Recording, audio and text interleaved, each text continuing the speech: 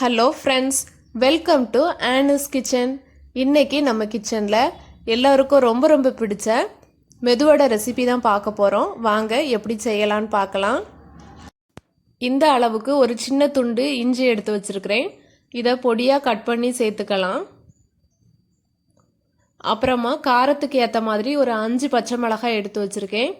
இதையும் கீறி சேர்த்துக்கலாம்.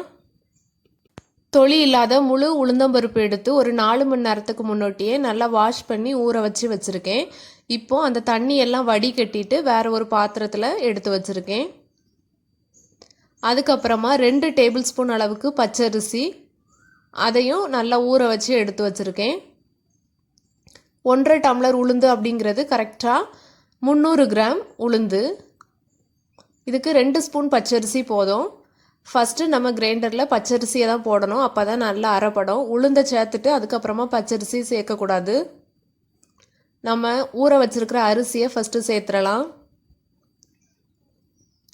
இது கூடவே நம்ம கட் பண்ணி வச்சுருக்கோம்ல இஞ்சி, அதுக்கப்புறமா பச்சை மிளகாய், இந்த 2ஐயும் சேர்த்து நம்ம அரைக்க போகிறோம். உங்களுக்கு இதை மாதிரி அரைக்க பிடிக்கலைன்னா நீங்கள் நல்லா பொடியாக கட் பண்ணி கூட மாவு அரைச்ச பிறகு அதில் சேர்த்து மிக்ஸ் பண்ணிக்கலாம். ஃபஸ்ட்டு பச்சரிசி, இஞ்சி, பச்சை மிளகாய் இவ்வளவும் நல்லா அரையிட்டு, இது அரைஞ்சி வர்ற நேரத்தில் இது கூட ஒரு 1/2 டீஸ்பூன் அளவுக்கு சின்ன சீரகம் சேர்த்துக்கலாம்.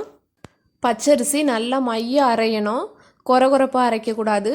நல்லா அரைஞ்ச பிறகு அதுக்கப்புறம் தான் நம்ம உளுந்து சேர்க்கணும். இப்போ ஒரு 1/2 டீஸ்பூன் அளவுக்கு ஜீரகம் சேர்த்துக்கலாம். ஜீரகமும் அரையிட்டு பாருங்கள், பச்சரிசி நல்லா அரைப்பட்டிருக்கு. இந்த டைமில் நம்ம எடுத்து வச்சுருக்கிற உளுந்தை சேர்த்துக்கலாம். உளுந்தில் சுத்தமாக தண்ணி இல்லை, நல்லா வடிகட்டி எடுத்து வச்சுருக்கேன். தண்ணி இல்லாமல் இப்போ இந்த உளுந்தை நம்ம சேர்த்துக்கலாம். சேர்த்தாச்சு. இப்போ தண்ணி சேர்க்காமல் இந்த உளுந்தை நம்ம அப்படியே அரைக்க போகிறோம். உங்களுக்கு தண்ணி தேவைப்பட்டுச்சுன்னா இடையில லைட்டாக தெளிச்சுக்கலாம், ஊற்றி அரைக்கக்கூடாது. பாருங்கள், இப்போ உளுந்து ஓரளவுக்கு நல்லா நஞ்சிருக்கு. இது 1.5 டம்ளர் அளவுக்கு உளுந்து எடுத்தேன். இதை அரைக்கிறதுக்கு எனக்கு 1/2 டம்ளர் தண்ணி ஆச்சுது. அந்த 1/2 டம்ளரையும் ஃபஸ்ட்லேருந்து நம்ம தோண்ட வரைக்கும் கொஞ்சம் கொஞ்சமாக தெளித்து தான் யூஸ் பண்ணணும். மொத்தமாக 1/2 டம்ளரையும் ஊற்றிடக்கூடாது. இப்போ இதில் தேவையான அளவு உப்பு சேர்த்துக்கலாம். இந்த உப்பு சேர்த்து அரையும் போது இன்னும் கூட கொஞ்சம் ஈரப்பதமாக அந்த உளுந்து இருந்த மாதிரி இருக்கும். இப்போ தான் ஃபஸ்ட்டு நான் தண்ணி சேர்க்க போகிறேன். உளுந்து நல்லா நஞ்ச பிறகு உப்பும் சேர்த்து அரைச்சிட்டு அதுக்கப்புறமா லைட்டாக தண்ணி சேர்த்துக்கலாம். எல்லா உளுந்தும் இடையிலலாம் இருக்காமல் நல்லா கைவிட்டு தள்ளி வச்சுக்கோங்க. பாருங்கள், இப்போ அரைஞ்சிருக்கு. இது நல்லா அரையணும். 1/2 டம்ளர் தண்ணி அப்பப்போ லைட்டாக தெளித்து நல்லா உளுந்து அரைச்சி எடுத்தாச்சு. இப்போ இதை வேறு பாத்திரத்தில் எடுத்து வச்சுக்கிடுறேன். எடுத்தாச்சு. இப்போது இது கூட ஒரு முட்டை சேர்த்துக்க போகிறோம். அதுக்கப்புறமா சின்ன உள்ளி நல்லா பொடியாக கட் பண்ணி வச்சுருக்கேன், அதையும் இதில் சேர்த்துக்கலாம். கொஞ்சமாக போதும். இப்போ இது எல்லாத்தையும் நல்லா மிக்ஸ் பண்ணணும். மாவு நல்லா கட்டியாக ஆட்டி எடுக்கணும், தண்ணியாக ஆட்டிடக்கூடாது. நல்லா கட்டியாக இருந்தால் தான் நம்ம முட்டையெல்லாம் ஊற்றும் போது கரெக்டான பதத்தில் இருக்கும். அப்புறமா இந்த மாவு மிக்ஸ் பண்ண ஆரம்பிக்கும் போதே நான் சைடில் எண்ணெய் சட்டியை அடுப்பில் வச்சுட்டேன். எண்ணெய் இப்போ சூடாகிட்டுருக்கு. எண்ணெய் நல்லா காஞ்சதும் நம்ம வடையை போட்டு எடுத்துடலாம். இங்கே ஒரு பாத்திரத்தில் 2 டம்ளர் அளவுக்கு தண்ணி எடுத்து வச்சுருக்கேன். இது நம்ம கையை டிப் பண்ணுறதுக்காக. எண்ணெய் நல்லா சூடாயிட்டு இப்போது நம்ம விரலை தண்ணியில் நல்லா டிப் பண்ணிவிட்டு கொஞ்சமாக மாவு எடுத்து இது மாதிரி எடுத்து விரலில் தான் வச்சுருக்கேன், உள்ளங்கைக்கு நான் கொண்டு வரல. நம்ம விரலை மட்டும் தான் தண்ணியில் நனைச்சிருக்கோம். இப்போது பெருவிரல் வச்சு சின்னதாக ஒரு ஓட்டை போட்டுட்டு அப்படியே எண்ணெயில் சேர்த்துடலாம்.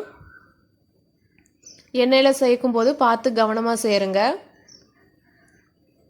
நீங்கள் 2 கையிலையும் மாற்றி அதை வடையை தட்டி அதுக்கப்புறம் ஓட்டை போடுறது கொஞ்சம் கஷ்டமாக இருக்கும். இப்படி போட்டு பாருங்கள், ரொம்பவே ஈஸியாக இருக்கும்.